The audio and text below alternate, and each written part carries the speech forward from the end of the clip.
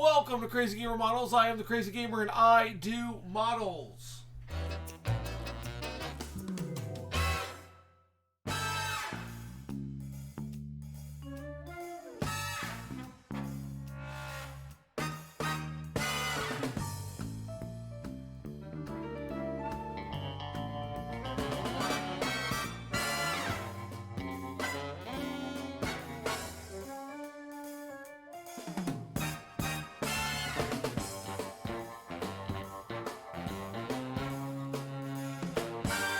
Okay, folks, as always, the links of all the social media goes up in the description, and also we'll put them up here while we talk about what we are going to do.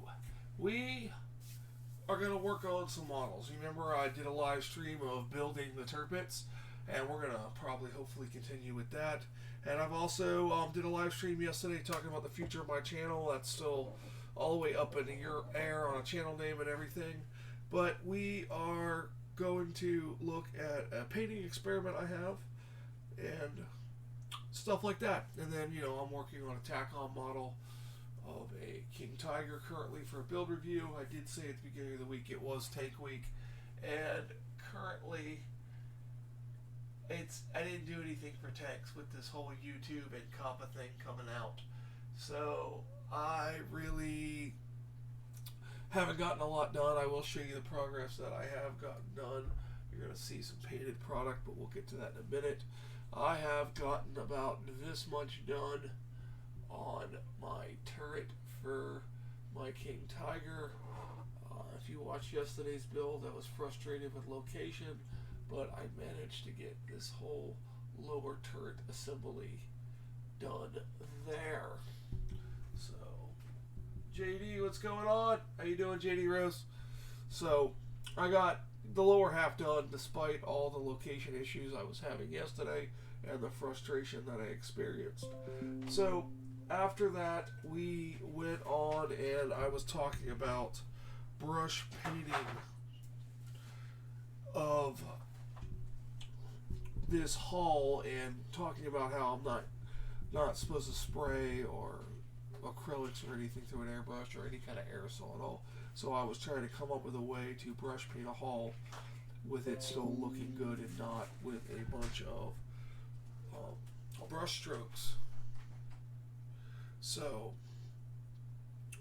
this is what I've come up with. First, I have this here like so. This is the hull of the turpits. We're going to move on to that in a minute. And I put a coat of this Mr. Surfacer 1500 gray.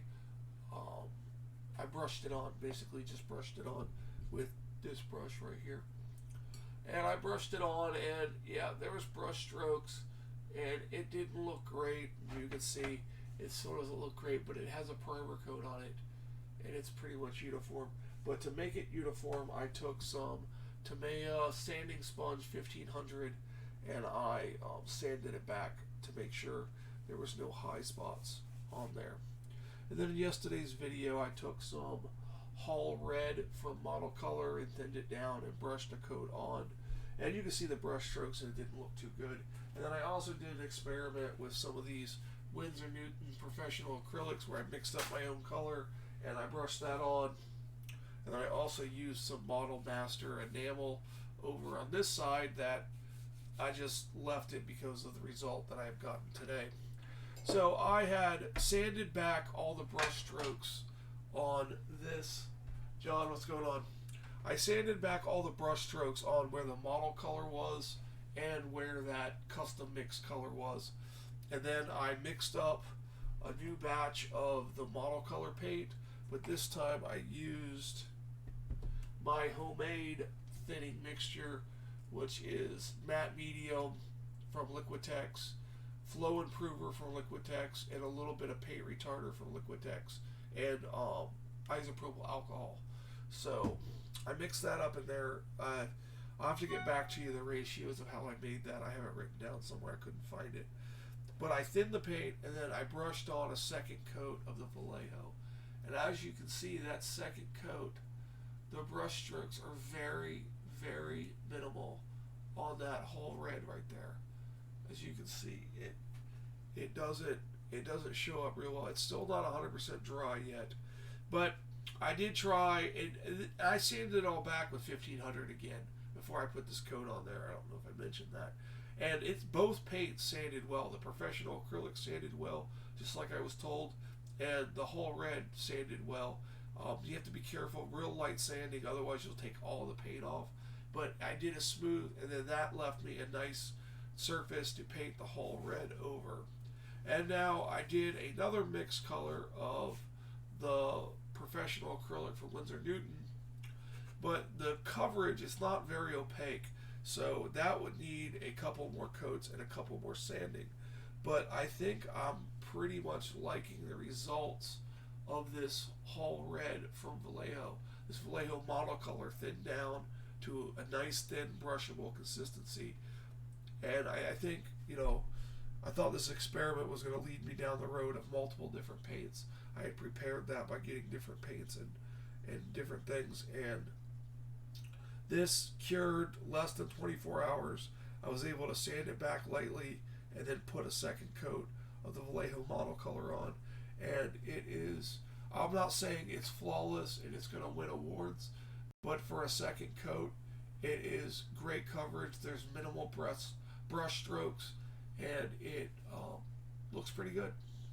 I like it. I'm happy with it, and I think for a large flat surface being brush painted, I think it's pretty good. So this is a method and technique that I'm probably going to stick with and use. So I will continue with the pre-mixed professional acrylic.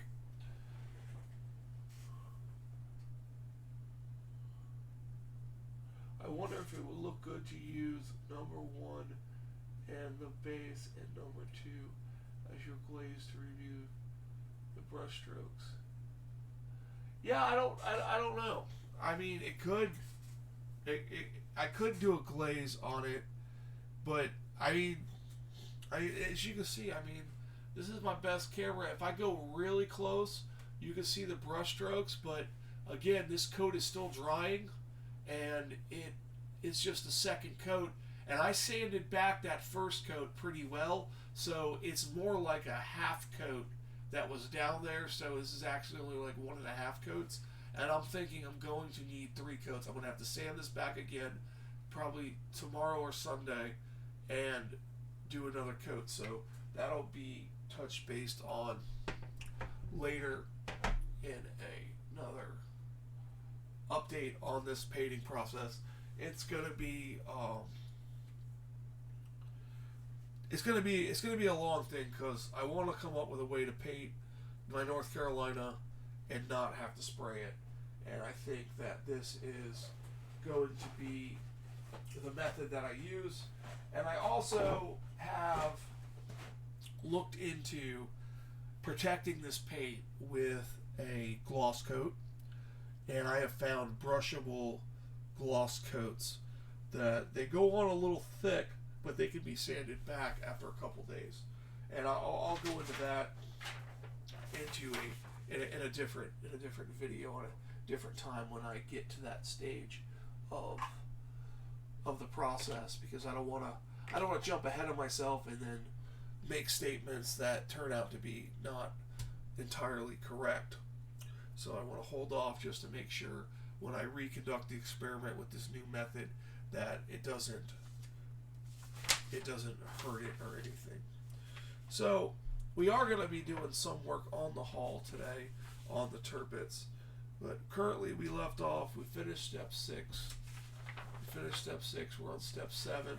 We're just going to add these two right bow half and left bow half, and then we need to do the rudders and things like that, and then put the deck on and various things. So we're going to do that in a minute. I'm going to let that dry just for a little bit longer, but I want to talk about something along the paints thing that I had just remembered to mention.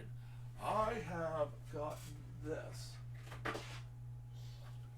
and this is pretty neat. It is a UV curing oven that is It's basically for UV curing nail polish. Is what it's for. And I had gotten it to cure paint. So, from what, it's definitely the wrong light. Sorry, lights went out there. I have to plug this in. This is me being prepared, guys. Me being prepared is not pre-plugging something in and then unplugging a light. So that's always funny. So I got this. It's a UV light. It's got 4 UV light bulbs in it. And I'm hoping that I can turn the timer off and turn it on. Does it turn on? It doesn't turn on.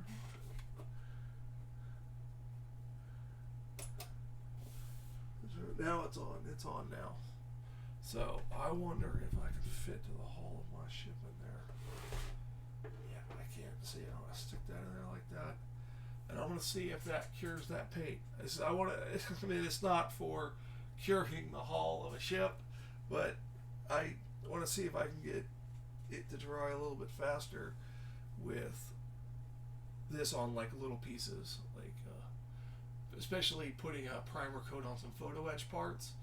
I would like to be able to cure that differently than letting it air dry, for the sole fact that it'll be a harder wearing coat. And if you have seen anything on my North Carolina or any of my other ships, I will have a lot of photo etch to deal with, and I would like a hard wearing coat of primer so that it doesn't peel or flake off, with just mild, just sitting. I mean, you get a little dust on it, you go to brush the dust off, all your paint peels off your photo etch.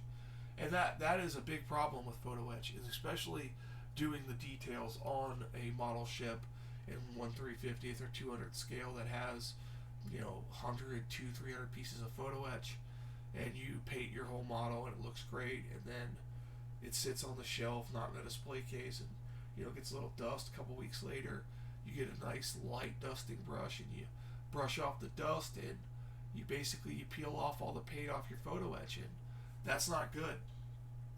So I'm hoping if I can bake on a primer with a UV light, or a Vallejo paint or something, then I could decrease the chances of that happening with my photo etch.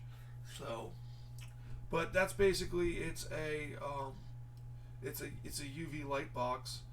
I also going to cure some resin with it. That was the main reason I got it. But then I came up with the crazy idea that I could cure my paint faster or to a harder finish with it.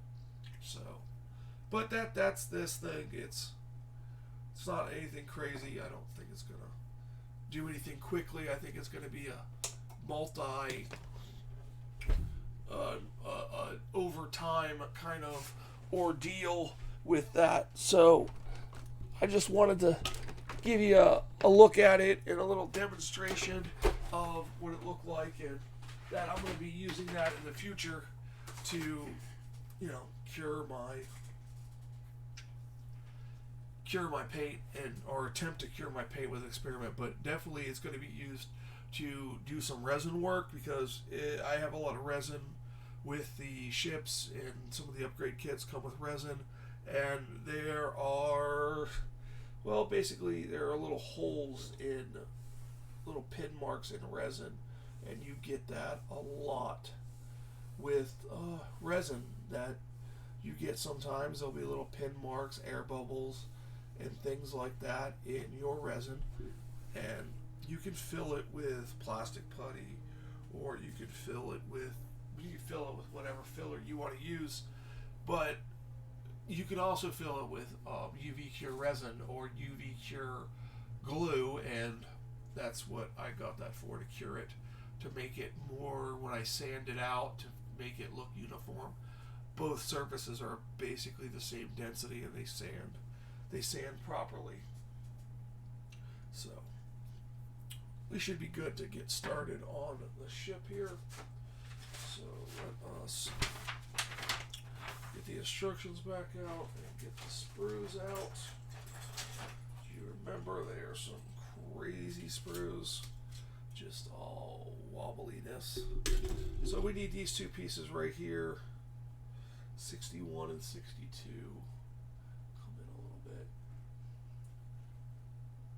Yeah, that doesn't look bad. So cut these off of here. And these sprue connections, I don't want to hash out this again, but they are atrocious. Yeah, I'm just saying that.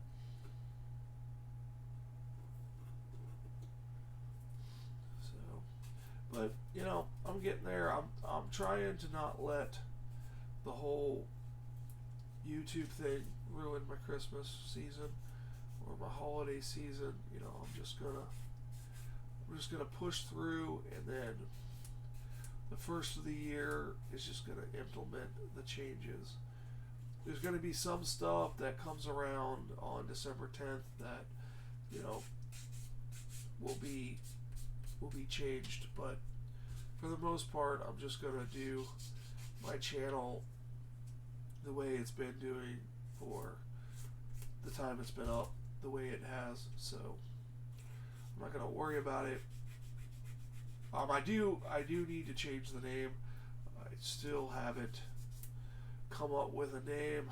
Come up with some comical names, but no actual determination.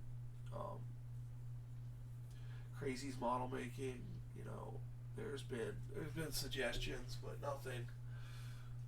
nothing set in stone. And you know, I will have to decide something sooner than later, because of the fact that I need to redo all the work that I had done with, you know, my slides, that all, you know, the slides, social media, all the stuff that has, you know, Crazy Gamer on it. You know, I had just thought of changing the channel to CGM and then just leaving it Crazy Gamer Models, because if I just keep it on the social media, the Crazy Gamer Models on social media, then, you know, it's not connected to YouTube, and I don't have to worry about anything, you know. And if I keep my email Crazy Gamer Models, you know, that's my email, and they really can't say anything about that. So, you know, just change my intro to I'm crazy and I do models or something like that. But I could probably keep, you know, as long as I don't advertise Crazy Gamer Models. If I change my, you know, the name of the channel to CGM, you know, that's very innocuous and not gonna, you know, signify anything, and then just go from there. So, because I think with the thumbnails that I pick, I don't think it's going to look like it's for kids. I'm not going to put anything like a finished model that looks like, oh my god, that is the awesomest painted thing, which wouldn't happen anyways. But I'm basically just gonna, you know, change it. I changed it already to where I'm not in the educational category, so I'm not doing tutorials. Well, do tutorials, but I'm not advertising as a tutorial channel. So there'll still be the building techniques, but it'll be my personal opinion on how to approach a situation, in which it's always been. It's always been, hey, this is how I do it. You know, you don't have to follow my recommendations, but this is how I approached it. Hey, how did you do it? You know, because there's a lot out there. You know, I've come across issues with mini kits. Most of the kits I buy, there's not a lot of videos on YouTube about building the kit or problems and issues. I can't be too funny because children like laughing. Yeah, I know. It can't be too funny. I know. Well, I've been told I'm not funny anyways, so I don't really have to worry about the funny thing. At least so I've been told. Alright. That is step 7. That was right there. I have to go out a little bit, guys. Sorry. There we go. Step 7 is done. So, got that. So, let's see if we can't do some damage on step 8 where I had painted it, and that is going to go in this area here. So, we have some right prop shaft housing, left prop shaft housing, 2 propellers, and a rudder. So let's see if we can't find those parts. Propellers should be easy to find. Let's see here. These look like our shaft housings. 92 and 93, yep. Okay, it says 93 and 94, and this one is definitely labeled 92. So there's a mislabel for you. So that part is supposed to be 94, and it is labeled 92. So, great job, guys.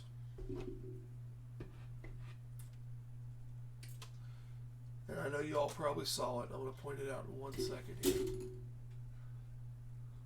Check out the ejector pins on the exposed side of the part. Wow, that's awesome, guys. Good job. I like ejector pins. They're fun. Yes, I could fill the ejector pins. I could. I really could. But I am just building this on a live stream. It has come to my knowledge that this model kit is intended for children 10 and up. So it'll be on the channel right now, but it's not going to, and it can be on the channel on live streams, but it won't be on the channel as a model building series, building a kit like this, because of the fact that it's in an age group that is on the list of stuff you have to mark for children. So I will be mostly sticking to kits for mostly 14 and up. There are some 13 and up kits, but mostly 14 and up, and most of the highly detailed photo etch and things like that are 16 and up, and for adult modelers and for adults and things like that. So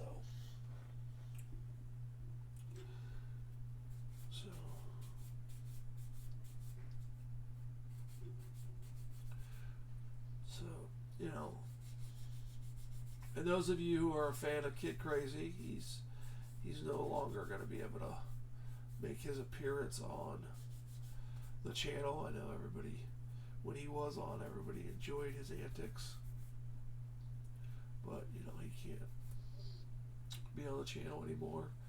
And the videos we've done with him, like snap circuits and things like that, will have to be all marked for kids, so they won't be searchable or anything like that, which is a shame, because my son loves snap circuits and electronics and hobby and things like that, but all that content that would be in his age group is no longer going to be searchable. I mean, he's 11, and there's tons of content I think is fine on YouTube for an 11-year-old if it's monitored by the parents. If the parents, under the parents' supervision, there's content on there that I think is perfectly fine for my 11-year-old. But you can't live your life unless the government tells you how to be a parent, right? Yeah, I sent my Power Rangers game video, some games and some other videos. Yeah, that sucks. Power Rangers, that hurts me. That hurts me deeply. You know how much I love seeing the Power Rangers game. That's gonna hurt me deeply. That's sad that children are not about to learn things. Yeah, I know, it's awful. It's awful. Well, you just can't learn anything until you're 13. Yeah, you can't learn anything until you're 13. So,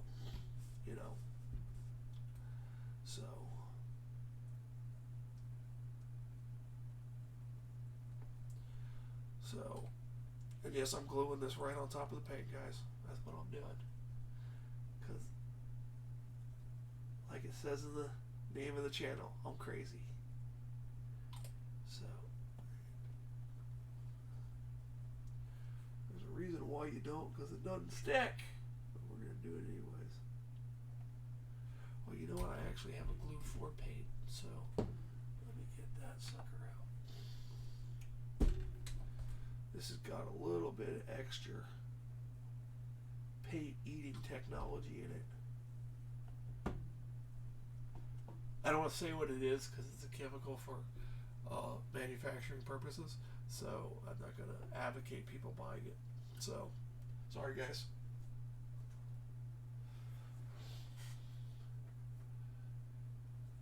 Because of it, they will also get pushed back in priority. Yeah, which is a shame. It is a shame. I know it's sad. I know. Over here in my household, we've been discussing it for a couple of days, and we have some issues. And I know me and you, John, we've talked about it also, and we think,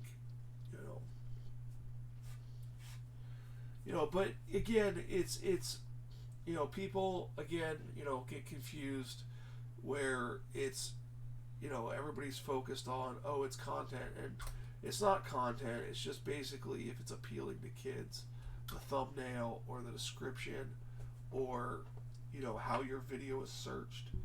Which how tags is going to work is I don't know. I don't know if you use a certain tag that it's going to automatically flag your video as for kids. I don't know how that system is going to work. So I'm not sure how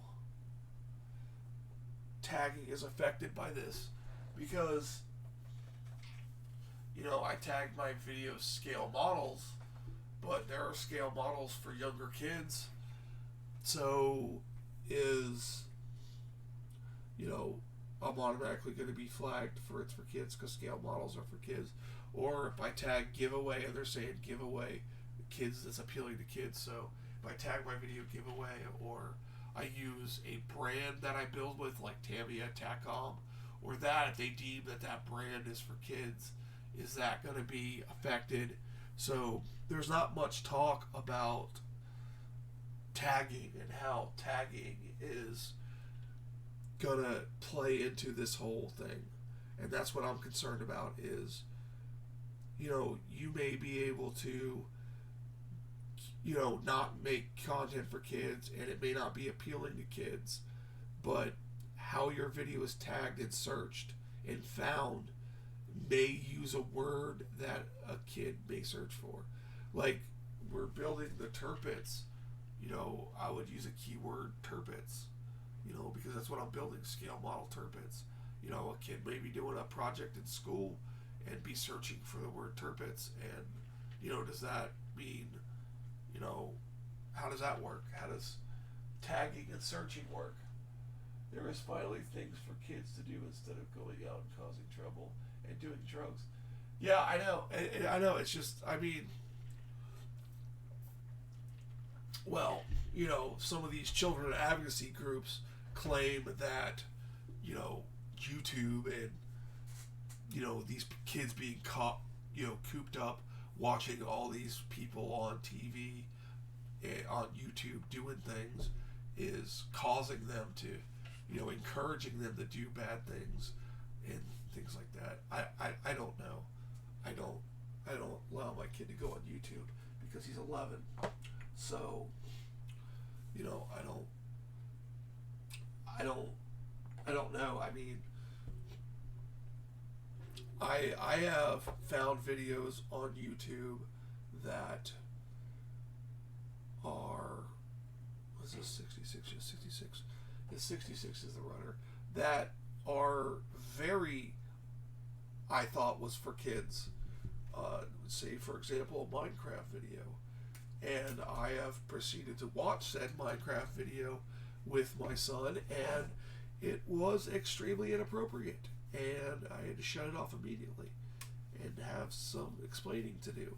So, yeah, there should be some kind of protection and things, but, I don't think a 12-year-old, 11-year-old, and 9-year-old should have free reign of YouTube. I don't think they should have free reign of searching and things like that. Tagging is used in the search, so I would assume you might want to avoid keywords. See, that's what I'm saying. Nobody's talking about tagging. That's what I'm saying, you know. And then, you know, things kids find appealing. Wow, how vague can you get on what kids find appealing? Yeah, there's examples that 5 different people at the FTC gave out that were all different that they thought were appealing to kids that other people might not think are appealing to kids. You know, if you don't have kids and you're not around kids and you make YouTube videos for adults, you may not know what's appealing to kids. And then, you know, what do you do? You know, it's just, it's sad. It's really, really sad. It just is. I'm going to glue this from the back side here. Right down in the hole right there. Just so I don't have to deal with that whole paint situation. Alright, that should be good. I'm not going to worry about it. Like I said, it's not, you know, it's not going to be a show model. I'm not taking it to the IMPS. I'll tell you that right now. That would be funny. Like, this is my entry. I'm 4. Oh, then I got a kid's video on my hands. Gotta watch that. So we need some screws or propellers, as some people like to say.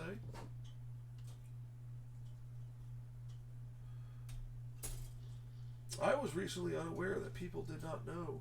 Some people don't know that the propellers on a ship are sometimes referred to as screws. That's an interesting fact. I didn't know a lot of people know that, you know. It's not an educational fact, it's just an opinion of mine that some people think that they're referred to as screws. I have no historical accuracy in that.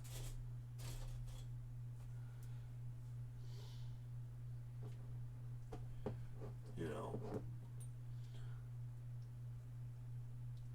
And you guys who watch my channel and follow my North Carolina series, which is not as in-depth as I would like it to be, know that I like to do a little bit of history of the ship, you know, in the videos, and talk about some cool things like paranormal stuff that's been discovered on the ship and all that good stuff.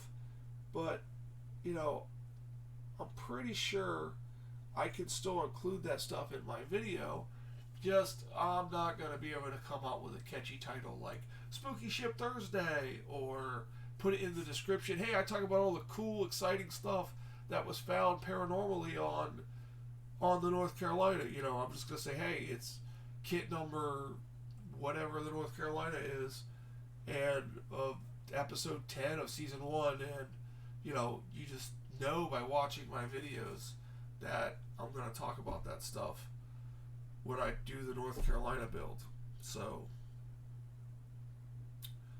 basically, I'm hoping that by December 10th they narrow down and fix some of the language, so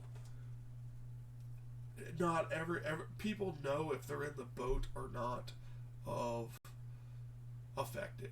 Basically, it's all I care about is, you know, give people a better understanding of if they're affected or not. That's all I want. You know, I'm gonna go out for this. Oops, sorry. I'm gonna go out for this because I'm gonna put this. We already did 8, and we're gonna put the hull together, the warped hull. You know, because, you know, they keep the hot children in the factories.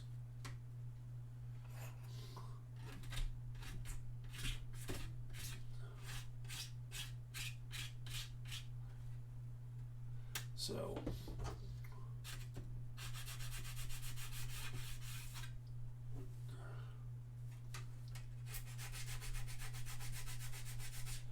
yeah, I don't know how this is going to go on. This is going to be a treat right here. Be a treat for everybody.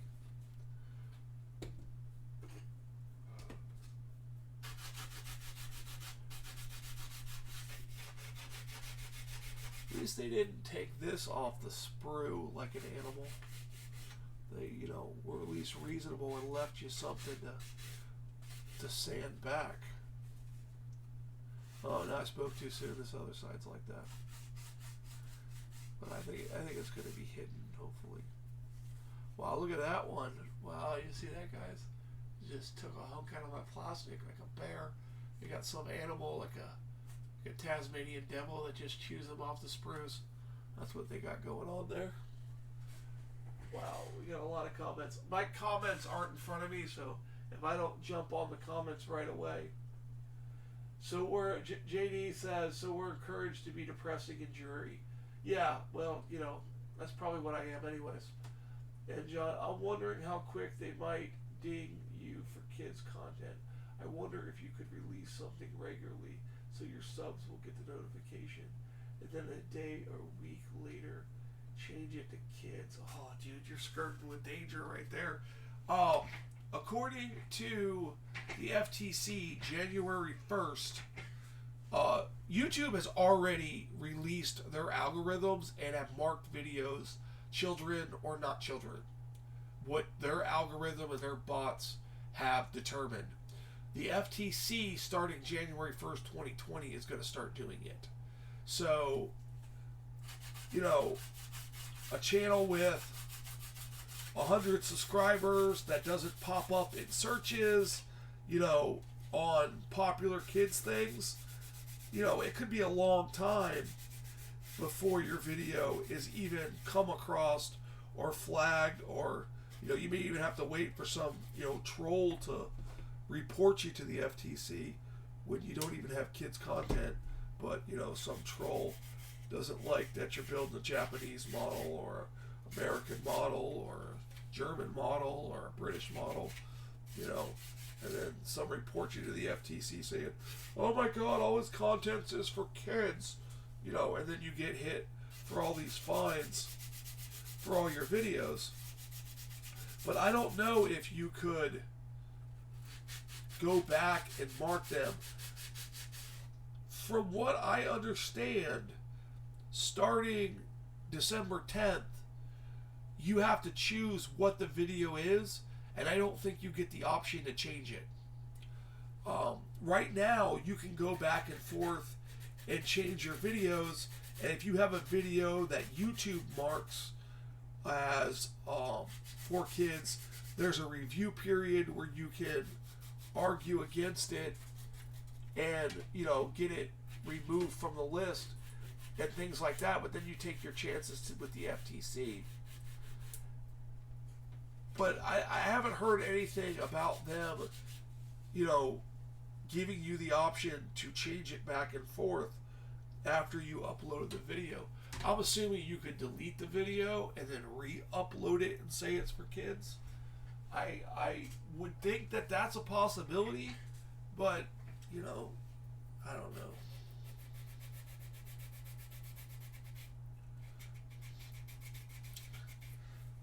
I mean, I honestly think doing it, you know, for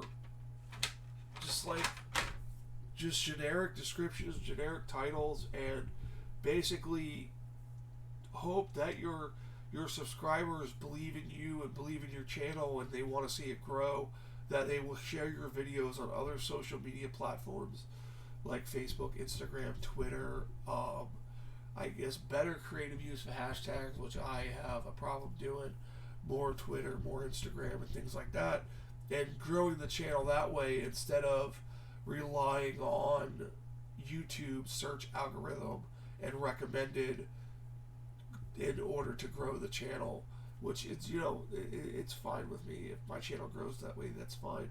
If it doesn't grow that way, that's fine. I do this channel for me to, you know, help me out. And if it stays, you know, 180 subscribers and you guys enjoy my content and you guys watch my content and I feel like, you know, you feel like I'm helping you, then I'm cool with that. You know, that's great. I just want to help people. You know, I just want people, you know, I just want to feel like that, you know, that I'm serving a purpose here. Wow. I thought that was an anchor hole, That is a huge chunk that has been taken out of this hull. Seriously, people. Seriously. Wow. That's insane. That's funny. Look at that. Huge chunk. Yeah, it's not on the other side. Oh, that's cool. No, you didn't think you'd see that today, did you guys? Alright, so I gotta come up with a way to hold this down. So, give me a moment. I might have some right here. Look, rubber bands. Look at that. Alright, let us add some glue. No, I want to glue it first. I don't want to glue it. This.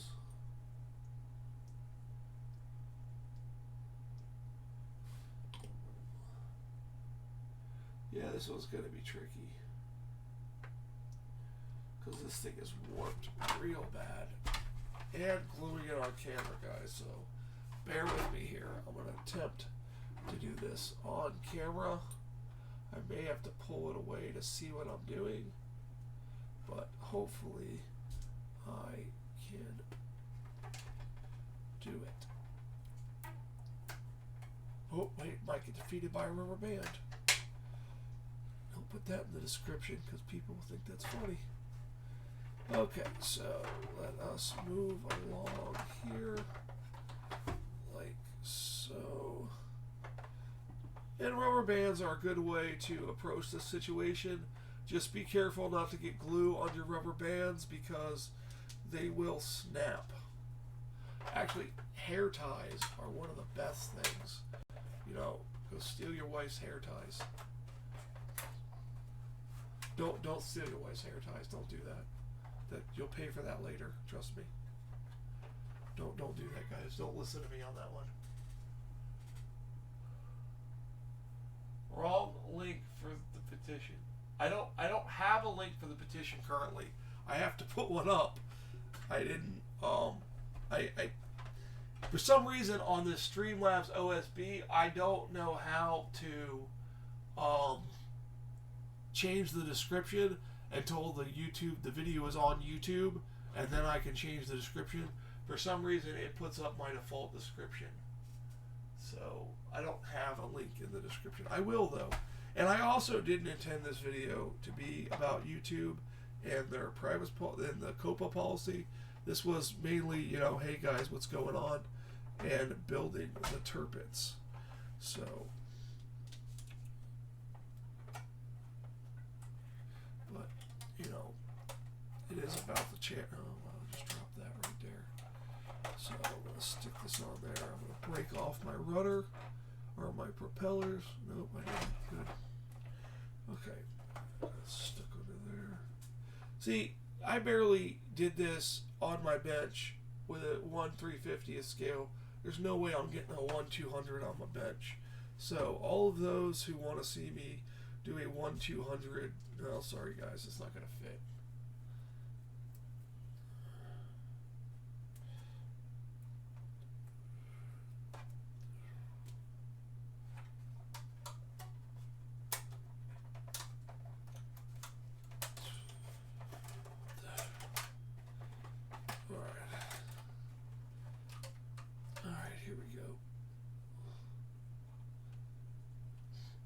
Alright, so that is on there temporarily.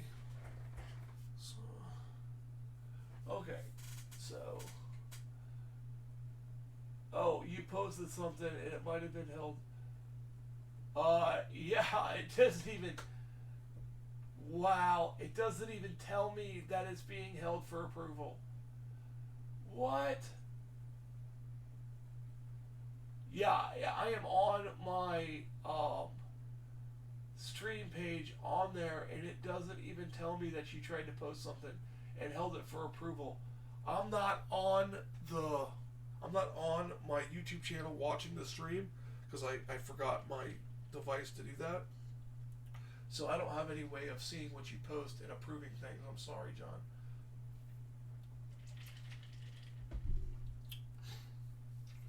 Okay, so let us see here.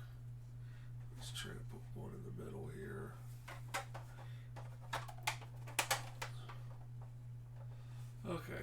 So we got this on there. So it fits better than North Carolina. That's funny. Okay, so I'll come in here like so. Hold that there. And run glue down there. And when you're doing an edge like this, a good trick is to hold the side of the brush along the edge. And it'll capillary in there. Just like that. Make sure everything's lined up and sticking.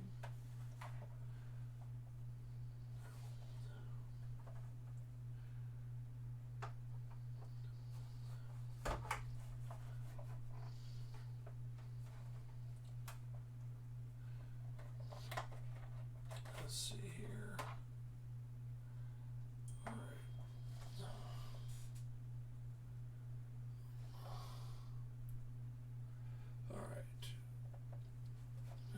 Section right here.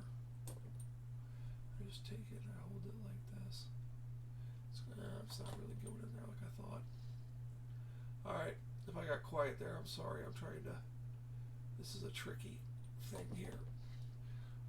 Because it wants to line up on one side, but it doesn't want to line up on the other side. I'll show you that in a second. It wants to line up on this side here, but this side wants to give me a step. So we're going to address that in a minute. So we're going to do the one side that wants to line up first.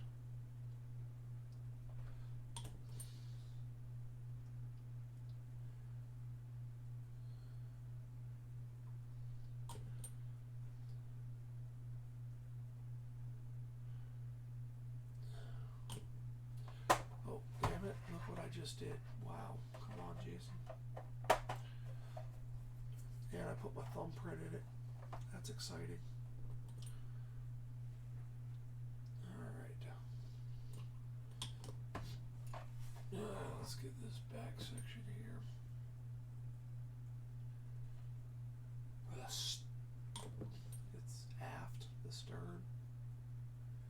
I'm learning all the ship terms for the North Carolina and the other ships that I am building other than this one, because as I said before, this is just a live stream thing so we can chat, have a good time, and enjoy things for the holidays. Figured you guys would enjoy a live stream like this and all that good stuff. Well, I'm just getting all kinds of beeps and bells and whistles and things.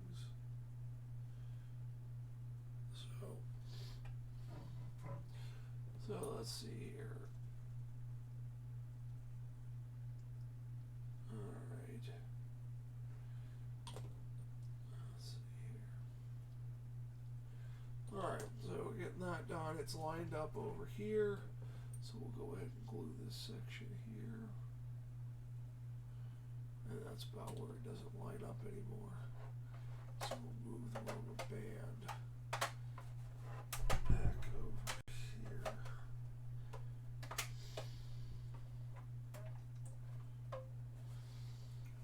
Yeah, see, if you see here, there's a huge step right there.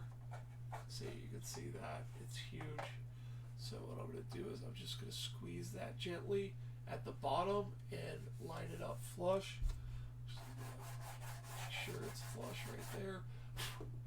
That dust off, and then I'm going to glue that. And I'm going to continue to hold it, and hopefully I have something funny to say or interesting the time it takes this glue to dry. So, anyways, I have nothing. Look at that. So, I hope you guys enjoyed the stuff on the Bismarck.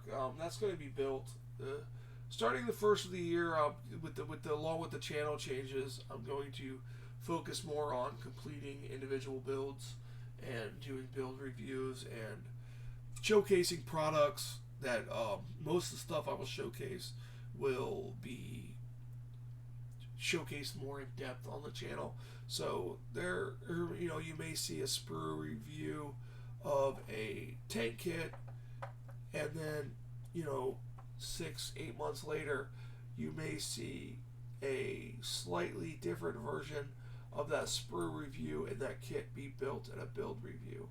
So, same deal with aircraft, because 2020 I am going to do my best to put aircraft on the channel. Not just the 1/350th aircraft. I have some aircraft. I've had aircraft for a while. I've even started building some, and to no avail. Filming the building of aircraft is complicated, but I'm hoping with the new setup and the ability to record multiple cameras and cut and edit things in, that I am able to. And as you can see, I got that step out, so that step's not there anymore. So yeah, I'm hoping, with the new abilities to edit things and stuff, I will be able to do the aircraft. So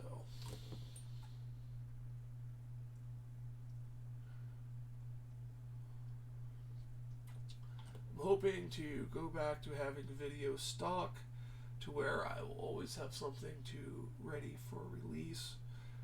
Whether it's a tips and tricks video, which, working, because I am still going to continue the tips and tricks on the 2-part epoxies. That is something I'm still continuing. It's just, life, people, life is a thing. So I do plan on, taking care of all this stuff come January with the other changes in the channel. So that's glued on. I didn't knock off any of the screws or propellers. I didn't knock off the rudder. I didn't knock off the propeller house shelving halves. So I say that's a win for that. So let's put more bands away. So let us check the instructions here. And I'll say this has been proving to be quite an interesting build for $13. I will say. So now, I think I'm going to call it right here. I want this deck to dry, plus I want to fix some protrusions, and if I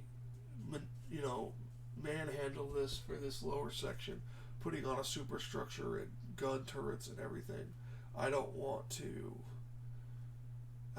knock anything out and then have to deal with that later. It's already enough to deal with on this kit. So thank you guys for watching and listening to me basically complain about the new regulations and things like that. So you guys have a great day, and don't worry, I will still find a way to get content out there, whether through a website or through the channel still. Hopefully everything still works. So okay, let's show how to fix errors and do trials, stuff you don't see on other channels, even if you don't say what the kit is, so you don't have to worry about the age range. I hope you keep doing the other ships. Yeah, I'm gonna keep doing. Yeah, the ships are gonna be done. I have a plan. I'm not gonna tell my plan. You're just gonna see some ships get done. Ships are gonna get built.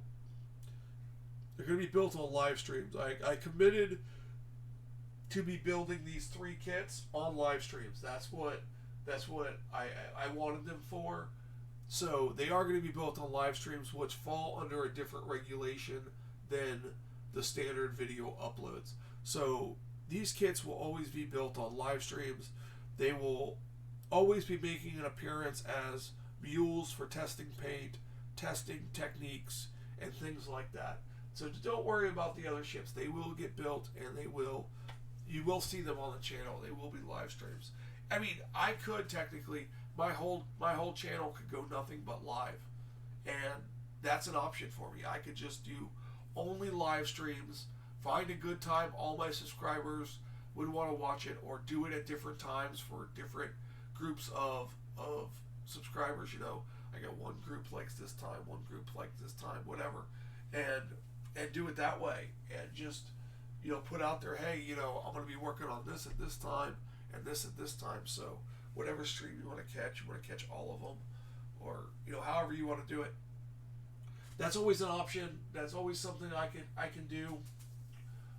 As you see now, I'm doing a live stream. It works out pretty well. We're coming to the end of the video, so I'm going to put out the links here, and then I also want to share my Patreon page, because not because I'm begging for handouts or money and things like this. I can always put content on my Patreon page, and I can make it public where you don't have to join, but you can go there and see it. You can leave me messages. You can participate in polls. The current giveaways on there, I'm going to rehash the giveaway on Monday. What's going on with that? It's still on. There's still voting going on. The voting's going to be extended until Monday because not many people have voted on this week's stuff. I'll touch base on that on Monday's update. But you can join with donating no money and get notifications. I do post stuff. Everything I post on Patreon normally goes for my Patreons first for about a week, and then everything is public information. So, you know, you could not join and just wait a week and get it, or you could join and help out the channel and then get the stuff right away. But that is going to be pushed more in 2020, a lot more in 2020, because I think it's going to be one of the outlets for YouTubers to go to get content directly to their subscribers, because if I make my video not for kids and I unlist it, I can share it to Patreon, and those on Patreon can view my video. And it's not on YouTube as a whole. It can't be searched, so it's not affected. I don't believe it's affected by the kids thing, because there's no way to find the video unless you go to my Patreon page. So, and that's my personal page, and that does not collect data. So that is an option for you guys if you want to keep getting my content. But that's that. I'm going to end it on this note. Thank you guys so much. You guys have a wonderful day.